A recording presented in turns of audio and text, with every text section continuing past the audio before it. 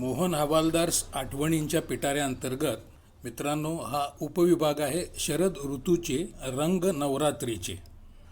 नवरात्रीचा विषय आला की मित्रांनो महाराष्ट्रापुरतं बोलायचं तर 3.5 शक्तिपीठं ही लखलखतात. देवदेवतांचं नवरात्र प्रेरणा देतं. दक्षिण काशी करवीर क्षेत्रातलं अंबाबाईचं नवरात्र डोळ्याचं पारणं फेडतं. कुलाचाराचे अभिमान सांगितले जातात, उपास तपास होतात, परंपरेचे गोडवे गायले जातात, पिढ्यानपिढ्यांच्या नवरात्र आणि दसऱ्याच्या आठवणी जाग्या होतात. रस्तोरस्तीचा नवदुर्गांच्या आणि देवी देवतांच्या भक्ताचा महापूर आठवतो. करवीर काशीचं म्हणाल तर इथं मंदिर आणि मूर्तींची मांदियाळी आहे. अंबाबाई वरप्राप्त देवदेवता यांच्याबरोबर नवदुर्गा आहेत. त्याच करवीरात एक जीती जागती दुर्गा होऊन गेली काली, भद्रकाली, रामराणी ताराबाई. या पुण्यप्रद आणि पराक्रमी क्षेत्राचं नवरात्र जितकं देवदेवतांचं आहे तितकंच ते आहे या भद्रकालीचं. कोल्हापुरात मंडळी अंबाबाई आणि जुना राजवाडा तथा देवी तुळजाभवानीच्या नवरात्रीच्या उत्सवाच्या अनेक परंपरा आहेत. परस्परांचं रोजचं नातं असणाऱ्या रूढी आणि परंपरा देखील आहेत. या परंपरांमुळं चैतन्याचा एक अनोखा संगम प्रकट झालेला भक्तांना पाहायला मिळतो. जुन्या राजवाड्यात घटस्थापना होते, नंदादीप प्रज्वलित होतात, राजोपाध्ये श्रींची पूजा करतात, नैवेद्य आरती होऊन मंत्रपुष्प आणि प्रार्थनाही म्हटल्या जातात. हा तर नवरात्रीचा नित्यक्रम. येळकोट येळकोट येळकोट असं म्हणत खंडोबाची तळी उचलण्यात येते. श्री तुळजाभवानी देवीच्या पादुकांवर वाहण्यात येतो भंडारा आणि देवीची तळी उचलताना म्हटलं जातं उदयस्तु उदयस्तु उदयस्तु.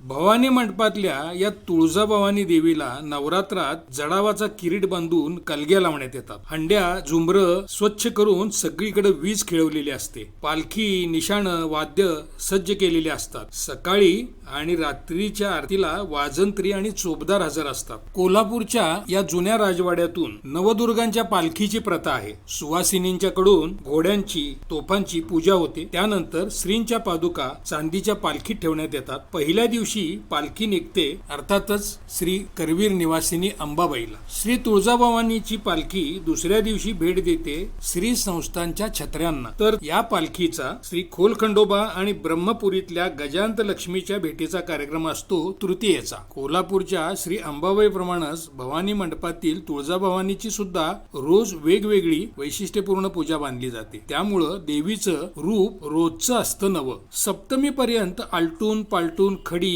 बैठी, कधी महिषासूर मर्दिनीच्या रूपातली तर कधी झोपाळ्यावरील आणि वाघावरील सुद्धा पूजा बांधली जाईल. अष्टमीची पूजा मात्र ठरलेली असते, ती असते विड्यांच्या पानाची. नवमीला तुळजाभवानी देवी आरूढ होईल अंबारीत नाहीतर रथात. कोल्हापूरच्या नवरात्रामध्ये पंचमीला एक वैशिष्ट्यपूर्ण स्थान आहे. करवीर निवासिनी श्री अंबाबाई, करवीर संस्थांची देवी तुळजाभवानी यांच्या पालख्या पंचमीच्या दिवशी त्र्यंबोली देवीच्या भेटीला निघतात आणि तिथं असतं कुष्मांड भेदन. श्री स्वाऱ्या म्हणजे करवीर संस्थांच्या राजे घराण्याचे वारस उपस्थित असताना तर या परंपरेला एक वेगळाच रंग भरतो. पंचमीला तुळजाभवानीची पालखी फुलांनी मडवण्यात येते. पालखीत असतात श्रींच्या पादुका. प्रभावळीवर बसवण्यात येते शककर्ते शिवाजी महाराज यांची मूर्ती. त्याचवेळी तिकडे तोफीची सलामी घेऊन अंबाबाई देवीची पालखीही निघते तिच्या लव्या जम्यासह. नगारखान्यातून ती गुरु महाराजांच्या पालखीसह टेमलाईला कूच करते. याच दरम्यान तुळजाभवानी देवीची पालखी आणि संस्थांची पंचमीची स्वारी लव्या जम्यानिशी निघायची. त्यात चौऱ्या, मोरचिली, शिंग,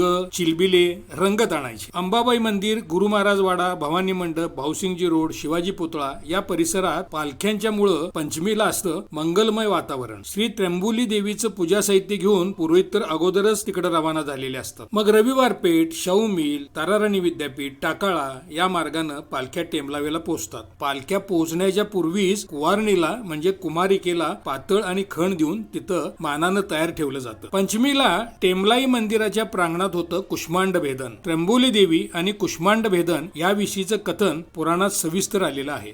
मित्रांनो, हा आहे मोहन हवालदार आठवणींचा पिटारा आणि तुम्ही ऐकताय शरद ऋतूचे रंग नवरात्रीचे आणि आपण आलोय कोल्हापूरच्या तुळजाभवानी मंदिरात.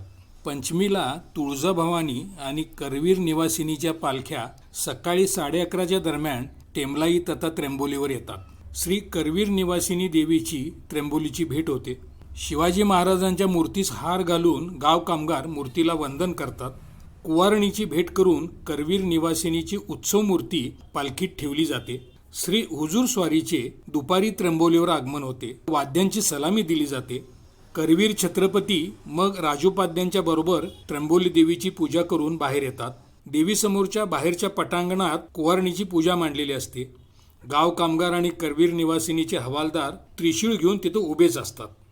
करवीर छत्रपतींचे वारस किंवा त्यांच्या अनुपस्थितीत राजोपाध्ये तिथं पूजा करतात. कुवारणीला दक्षिणा आणि पानाचा विडा देतात. पुजारी हुजूर स्वारींना प्रसाद देतात. सूर्य त्यावेळी डोक्यावर आलेला असतो.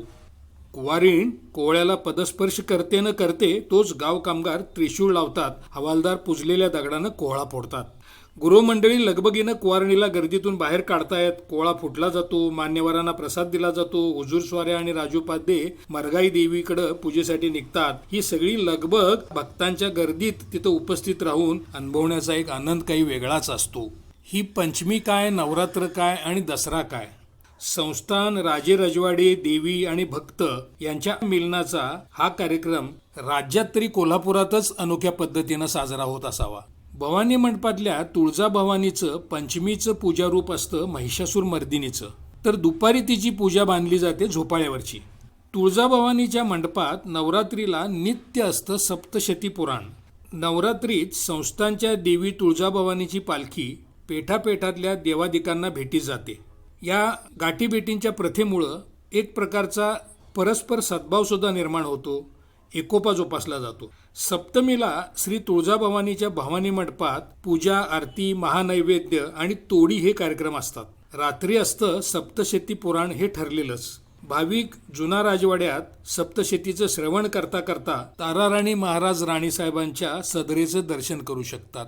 एकूणच प्रतिपदेपासून नवमीपर्यंत कोल्हापूरच्या जुन्या राजवाड्यातील नवरात्रीचं सर्वात महत्त्वाचं आकर्षण म्हणजे श्री करवीर राज्य संस्थापिका महाराणी ताराबाई यांची सदर. करवीर तख्तावर ही सदर परंपरेनं फक्त शारदीय नवरात्रापुरतीच मांडली जाते आणि सीमोल्लंघनाच्या दिवशी ही सदर काढून ठेवली जाते. महाराणी ताराराणी म्हणजे मी म्हटलं की साक्षात दुर्गा, काली, भद्रकाली. नवरात्रात सदरेसमोर नतमस्तक झालं की डोळ्यापुढं उभा राहतो ताराराणीचा पराक्रम.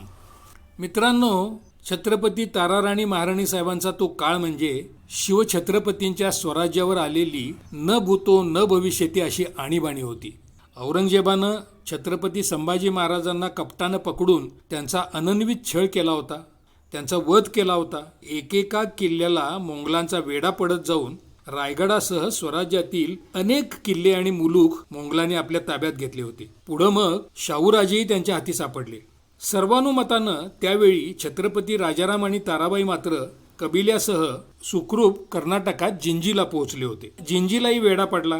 दुर्दैवाची परिसीमा म्हणजे जिंजीहून सुटका झाल्यानंतर थोड्याच काळात राजाराम महाराजांचं सिंहगडावर निधन झालं.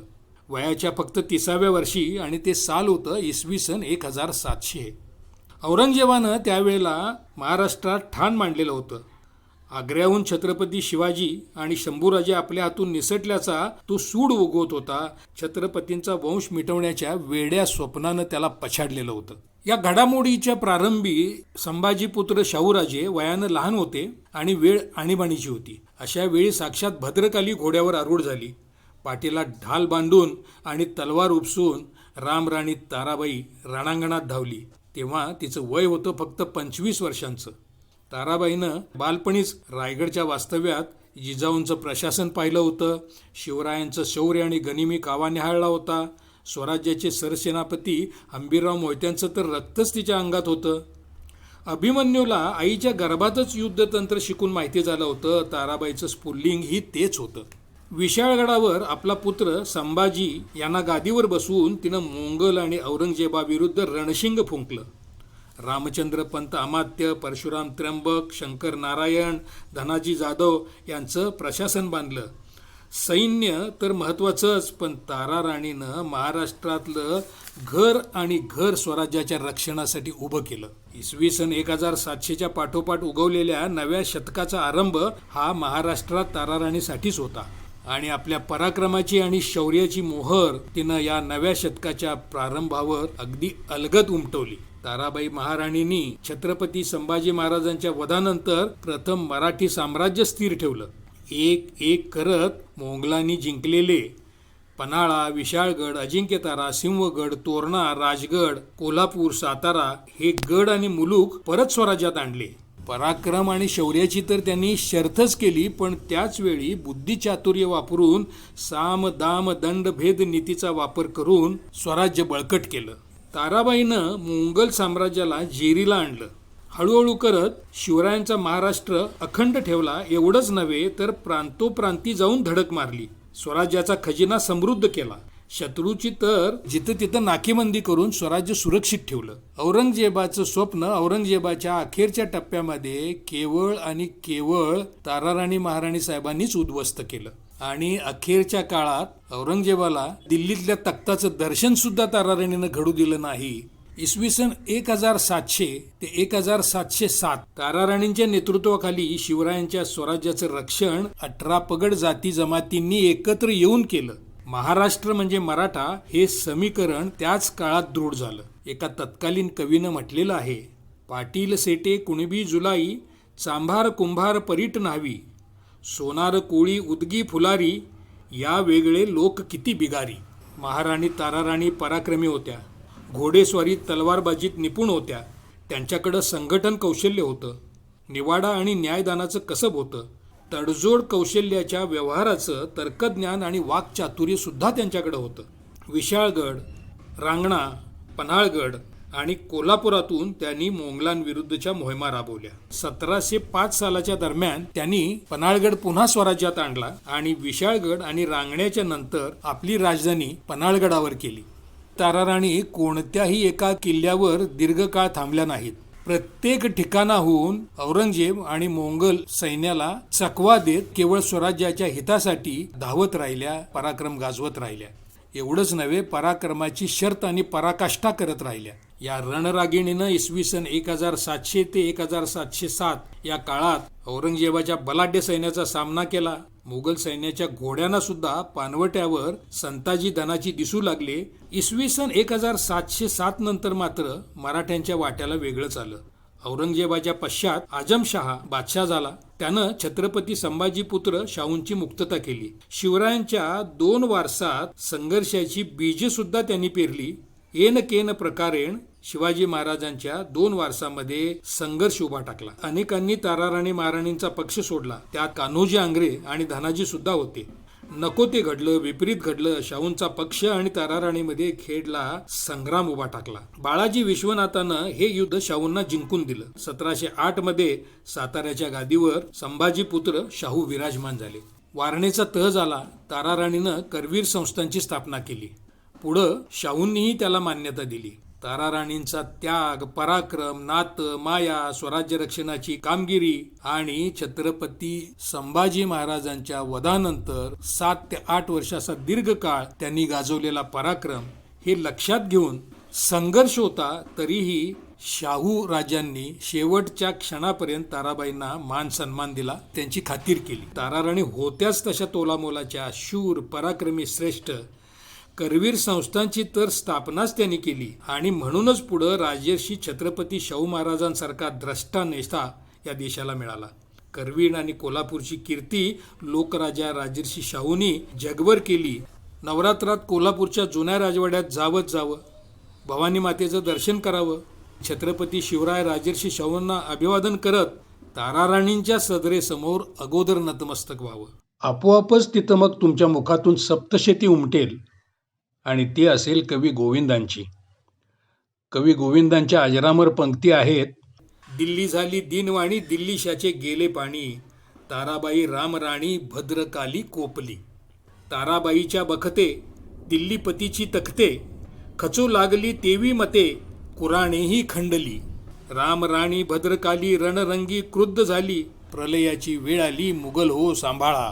म्हणूनच मित्रांनो, मी प्रारंभी म्हटलं, दक्षिण काशी कोल्हापूरचं नवरात्र हे आहेच अंबाबाईचं, पण अंबाबाईच्या पाठोपाठ कोल्हापूरचं नवरात्र, करवीरचं नवरात्र हे आहे भद्रकाली राम राणी तारा राणी महाराणींचं. अंबाबाई पुढे आपण नतमस्तक होतो नवरात्रामध्ये, त्याचप्रमाणे एक मुजरा तारा राणी महाराणी साहेबांच्या जुना राजवाड्यातील सदरेला केल्याशिवाय कोल्हापूरच्या नवरात्रात आपण सहभाग घेतला असं होतच नाही मित्रांनो. कोल्हापूरची अंबाबाई, तुळजाभवानी, वरप्राप्त देवता, नवदुर्गा, दक्षिण काशीतल्या देवदेवता यांना वंदन करून, छत्रपती ताराराणी महाराणी साहेबांचं स्मरण करून, त्यांना प्रणाम करून, मोहन हवालदार साठवणींच्या पिटाऱ्यातील शरद ऋतूचे रंग नवरात्रीचे उपविभागाअंतर्गतचा आजचा भाग मी या ठिकाणी समाप्त करतो मित्रांनो.